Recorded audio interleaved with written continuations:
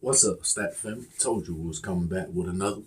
We got Larry Bird, who was really the greatest of all time, NBA Legends, Part 2.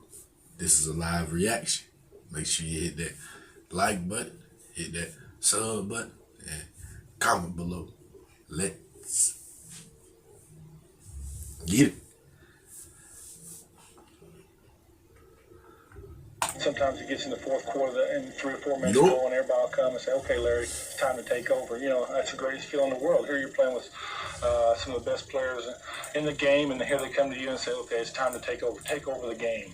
And that's a heck of a feeling. Old lady life do so much sad. I'm so nice with this rap shit, I should teach in class. Lord, you learn something, show you how it's done. And I ain't even going hard, I'm just having fun. Can't none of these lames see me not near one. Niggas try to take a shot at me, boy, I dare one. I'm on the level niggas ain't, and they won't be. Somebody better than Gated, that's something that I don't see. My whole team stay rich, youngest to the old. I'm music be the hottest, attitude be the cold. Can't do nothing with Big Bird out there, man. Let's get deep. Showtime. When it come to getting dope, be the streamers. Gator running through my veins, no interest. Defense like that, you can't coach. Can't coach defense like that. Teammates for a long time. What's your best Larry Bird story? We were on the road, and Larry used to like to have a little bit of fun, like we all did. We were all young. We'd go out and do beers after the game and stuff. And Larry decided on this road trip that he wasn't gonna drink, wasn't gonna go out, wasn't gonna go to bed early, was gonna take care of himself, and have a great road trip. He was about 3 or 4 days into this. We play our game. We play in Golden State. He goes 0 for 8. First time I ever saw him go 0 for 8. He walked in the locker room, and we're all just going like, we've never seen Larry go 0 for 8 like that. And Larry goes, that's it. He goes, I can't hang out with Chris Ford. Going to bed's not good for you. So we stayed up pretty late that night. And the next night he had about 38 in Portland. Birds pull up on top. That leaves Bird open. They go to Bird. Quick turnaround. Bird said he's staying up late, man. I'm the same way, though. I'm the same way, Big Bird. Bird just really wants the ball. He just kind of says to Danny, give it back to me. That's why. Well, when you feel it, you got to go with it. Bird's quick fall away for 2. Get it up quickly. Bird wants it, gives it up. McHale for 2. Come on now. Bird. Finds Bird. Knockdown. Got it. 6-10 to play. Bird in the middle. Got him in the air. That left hand was just pure, man. That left hand was just something else. That's crazy though how this guy had a left hand Well, right there is a little hand card. before the left hand. That's crazy. That's crazy though. Double team in Bird. Larry, fake, fall away.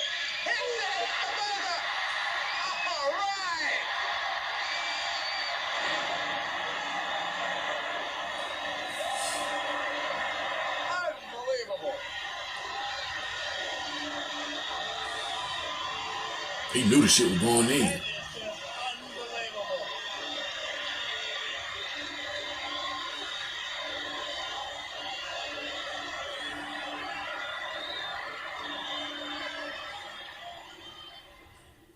But the magic of Larry Bird was not on the basketball court, was not in the locker room. It was in his ability to create an atmosphere. But I remember the one time we played Indiana in the playoffs. This is the first time he's come back. So he walks through the tunnel. I'm in the layup line, and all I hear is a loud roar. I'm like, man, who? I'm thinking, Russell, Cousy, somebody in the building, and it's Larry Bird. They're chanting, Larry, and this is the playoff game. And it was like, whoa, they go, Larry, this is my first time seeing him this close.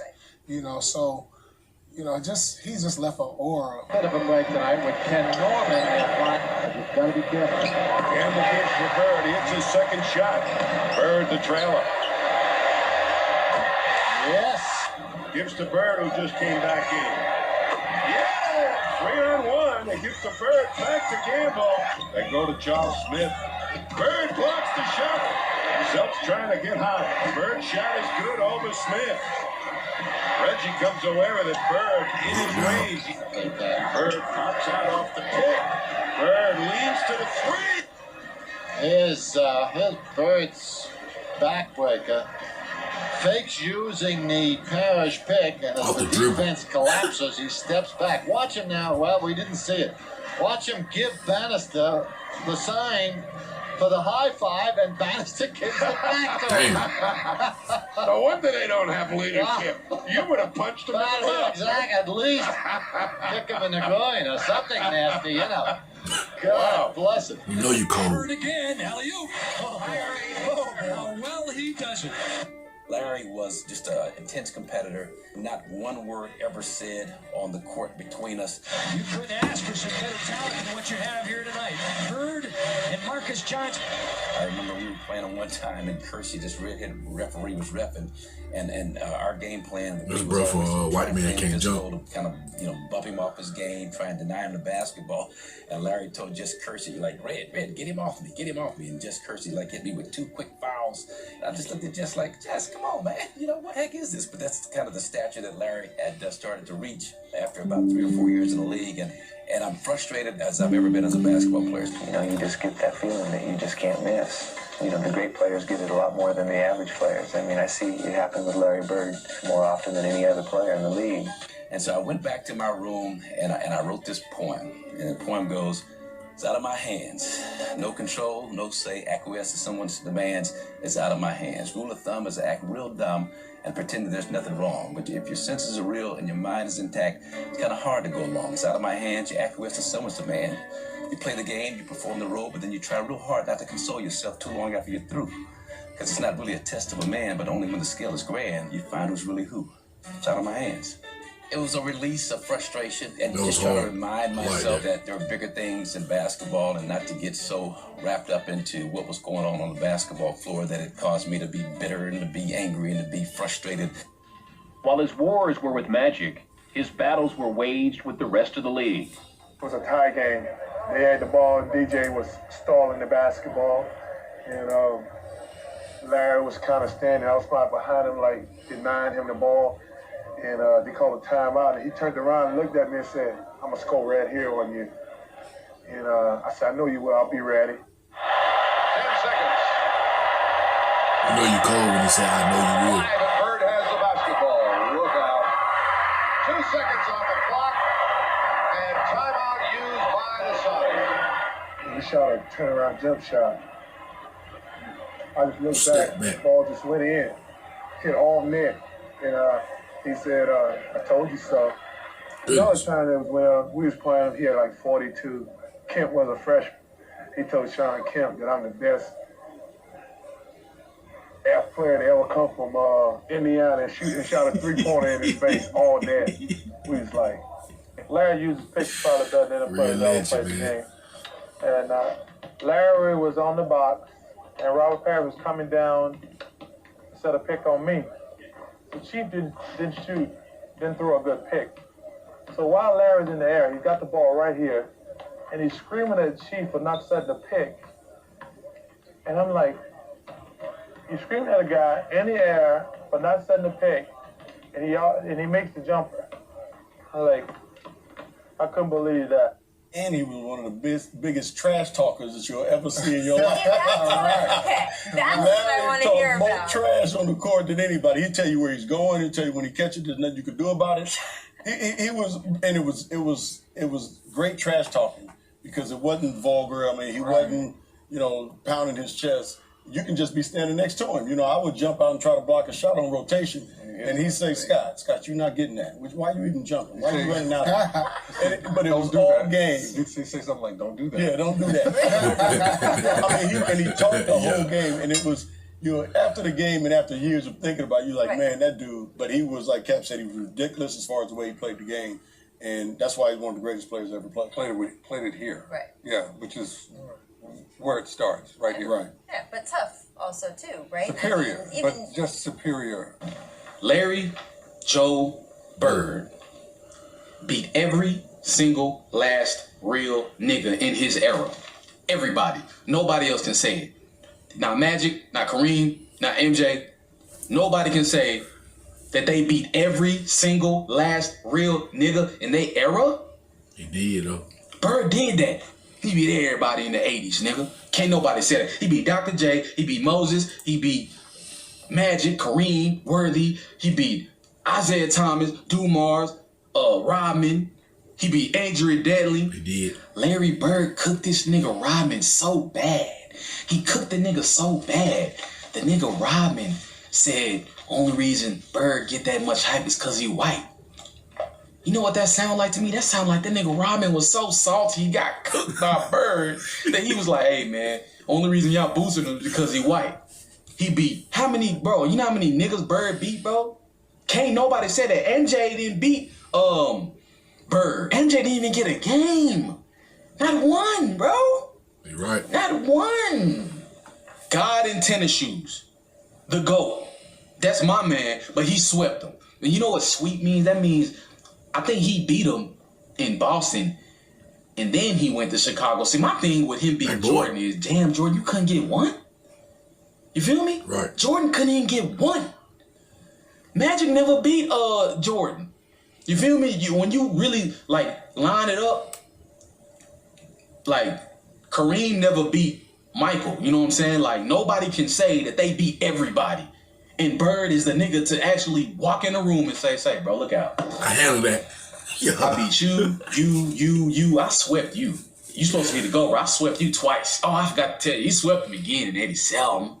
87. Young, Jay, look out, youngs. In 87, he swept them. LeBron fans, y'all gonna hate me. I can remember the night he and I and Doug, we went out to Rush Street, and as you said, we had a couple beers, maybe a few too many, because the Chicago cheerleading staff happened to be in the bar that we were at, and they kept sending us a few beers, and before we knew it, it was late at night, and we had a few too many. We got in a cab, and they got us back to the hotel, and about 6 hours later, we had to be up because we were playing a 12 o'clock game that afternoon, and we get to the arena, and, you know, we're still a little tired, and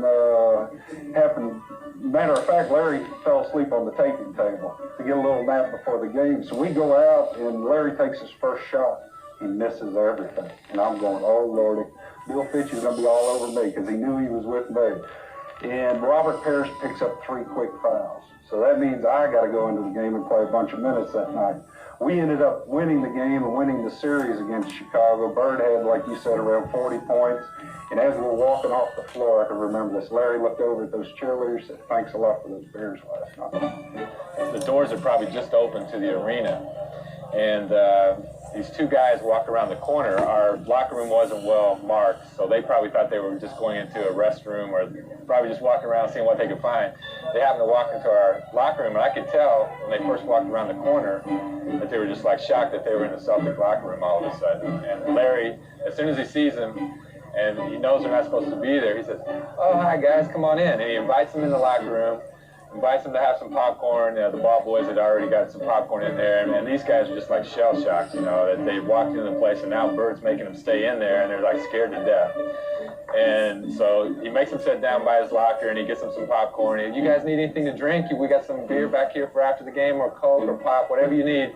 And then after every player would come in, Larry would introduce these guys to the player. And these guys, after a while, you know, they just started eating this stuff up. Casey Jones walks in the locker room. Casey, come over and meet my friends, my long lost buddies. And it was just hilarious. I just always wondered after that night what happened to those guys, how many people they told that story to, and how many people believed it.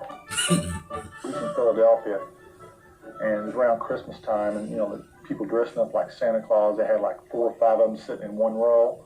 The game's going on, and they take me out of the game. We're sitting there, and I look over there, and there's these 4 Santa Claus getting in a fight, and these guys are pounding these Santa Clauses, and I'm sitting there going, holy cow. I said, what's all these kids think about this? You know, sitting in the stands, they look down there, 4-year-old kids, hey, Mama, there's Santa Claus, and all of a sudden you see him in a fist fight with some guy behind him. That was probably the most startling thing I've ever seen in my entire career. I think the story that sums up Larry the best was back then when we flew commercial, we didn't fly private. We played in a Tuesday night game in Cleveland. And of course, we got up for the first flight out. We had a game on Wednesday night in New Jersey. Snowstorm hits Cleveland. We're at the airport at 7 in the morning. Flight's canceled at 7. It's canceled at 8. It's canceled at 9. It's canceled at 10. Canceled at 11, 12. We finally leave about 1:30 or 2 in the afternoon. We fly up to New Jersey. Now the storm has kind of moved into Jersey. And the bus driver says, well, I can't get to the hotel, into the arena. I can only go to one place. Well, we had a game that night. We go to the arena. So we get to the arena, and I mean, we're dragging. And we're sitting around the locker room, and, you know, and everybody's kind of we're tired, and and all of a sudden, the coach gives a little bit of a speech of, "Come on, man, guys, we're playing basketball. Let's get ready to go." And Larry stands up, and Larry says a couple other few choice words, and he says, "I don't know about you guys, but I'm going to take it out on their rear ends." So I was like, "Oh, all right, so let's go." So we go on the floor. Elbert King sitting there, and Larry walks up to Elbert King and goes, "Don't take this butt whooping personally. I've been eating hot dogs all day." And then Albert King looks at him like, "You've been eating hot dogs all day? What's that got to do with me?" And we went out and just hammered him. I mean, we terrorized him. Bread will fill you up, man. The boy went out there on the full stomach and delivered. Bird popping out, wants it. Not even halfway through the first quarter. Bird, Showtime. Move, finds Bird. Fires right away. Bird hits it in trap. Bird is free. Got it. Larry, good up fake on Puka. And hits. Bird open. Knew as soon as he shot it, it wasn't going to go, so he went and got it again. Follow your shot. Always follow your shot. You learn that by yourself playing basketball at the park. By 3, looking for 5. Benson and Bird. Some things coach can't coach. You gotta learn on your own. 3-on-1. McHale to Larry. That's what Bird was doing. Learning on his own. Yes. Salute. Bird outside. Larry's open. Well, he'll give it and he'll take it. Bird wants it. Got it. Dennis Johnson the pull up. No. Loose ball. Bird's got it. 2. What a ball game. Beautiful rebound, and then good up fake. Up and in. While Bird was still active, he never wanted to look back on the highlights of his career. He feared this was an admission that he was no longer still improving. The NBA will discover more stars. Boston will attach itself to another hero. But both will be a little emptier without Larry Bird. He put the fun into fundamentals. He wasn't into degree of difficulty. His career lasted 13 seasons.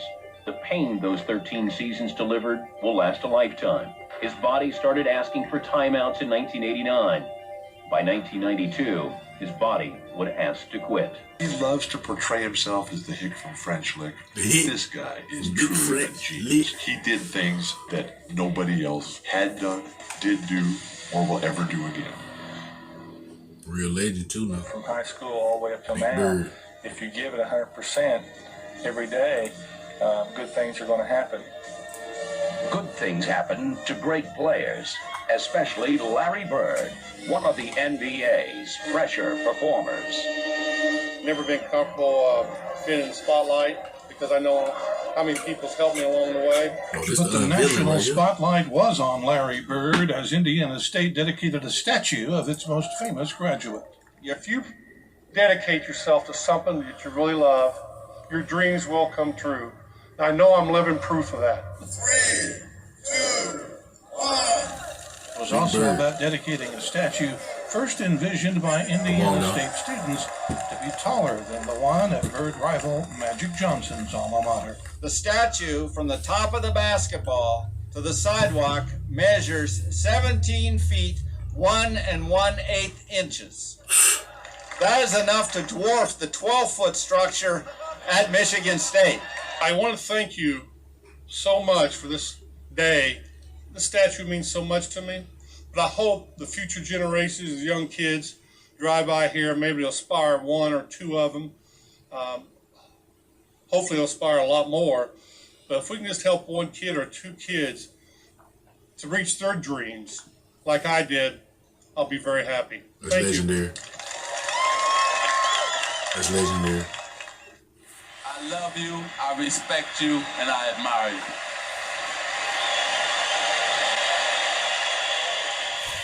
Real legend, though. Same way we came in, we close out, though. Big Bird's still out there, y'all see him. He ain't went nowhere. You hear the net. Real legend right there, now. Give you 50. I'm talking about with injured and all. Give you 50. Going out. 92. Come on now. Y'all know Big Bird, real legend. Salute Bird family. Salute Stat family. Thank y'all Stat family for watching the full video. We're going to be back with another video after this video. Make sure y'all stay prayed up. Y'all be safe. And y'all be good. You know.